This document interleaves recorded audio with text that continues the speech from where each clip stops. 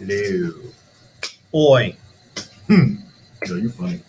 Define the mole as the basic unit of measurement in chemical equations and its origins. A little history lesson for y'all. Oh, here we go. Mm-hmm. What a mole is.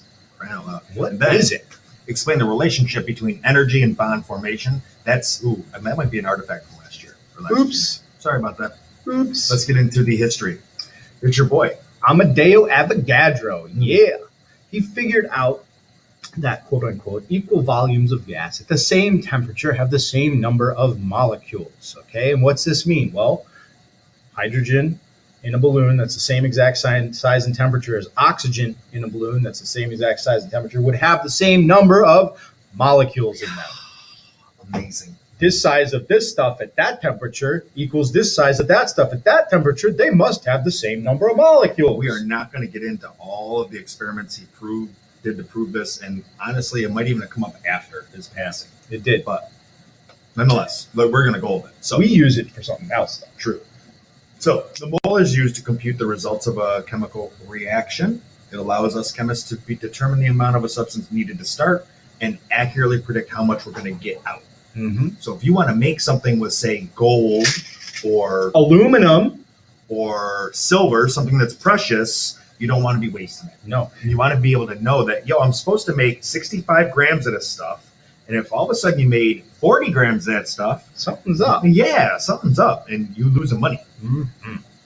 It is related to the volume of gas. So 1 mole of any gas, doesn't matter what atoms make up that molecule that is the gas. Yes. At standard temperature and pressure, STP. 0 degrees Celsius in 1 atmosphere. Correct. Will occupy, by definition, 22.4 liters of space. Right. So 1 mole of carbon dioxide, 22.4 liters. 1 mole H2, 22.4 liters. You got to know that number. That is a conversion piece that we will use less than the others, but we will still use it. 1 mole leftover lunch, 22.4 liters. Gross. It's true, though. But listen, that number is also not in your reference tables. Nope. So you got to know that number, or you're going to miss out on some points. So you could be hard back, okay? 1 mole of any element equals its atomic mass. So here's the trick.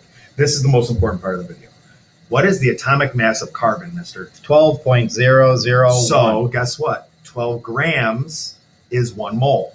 Easiest conversion you're ever going to do. Memorize that 1 mole of an element is equal to the atomic mass of that element reported on the periodic table. And guess what? We're probably still going to do the rounding.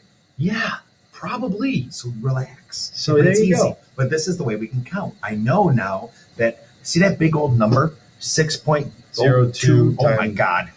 602 sextillion or something like that. It's ridiculous. That number is so large that our brains can't comprehend. And I think I read right.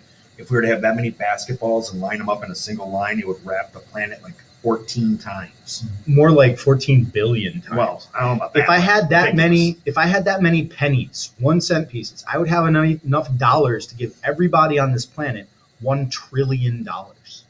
It's just ridiculous. A mole of lithium is going to equal its atomic mass. Well, it's almost 7. 6.94 grams. That's 7 grams. That's it. Sweet. Mm-hmm. And a mole of nitrogen. 14. Yeah, there we go. We're getting good at this. So by definition, a mole is equal to the atomic mass. Yes. There's the trick of the whole unit, by the way. Mm-hmm. So get that. It's simply a counting number. Yeah, I say a dozen, you say 12. Now that one's easier for you because we can comprehend 12. Just don't fight this number. It's just a huge number. And so we say 1 mole. It's so much easier. That's it. So number Avogadro equals 6.02 times 10 to the 23rd particles equals 22.4 liters of gas at STP equals 1 mole. Right. So if we say we have a mole of something, all of those things are in play, which is good. Which we'll use as conversion factors later on. Yes. And so why it's so useful. It provides us a pathway to counting atoms and molecules. We cannot see these atoms. But we can weigh them. But we can mass them. Absolutely. We can right. Weight and mass are different. It's okay. Whatever.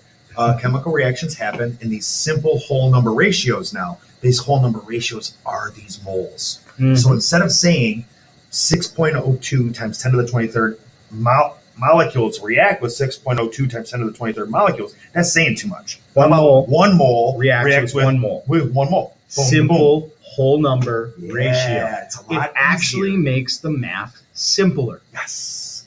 Because we're not going to ask you to do a lot with that 6.02 times 10 to the 23rd. Nope. We just need you to know it exists. That's all, folks. Time To click the button and turn it off. Yeah. the video. Ooh, yeah.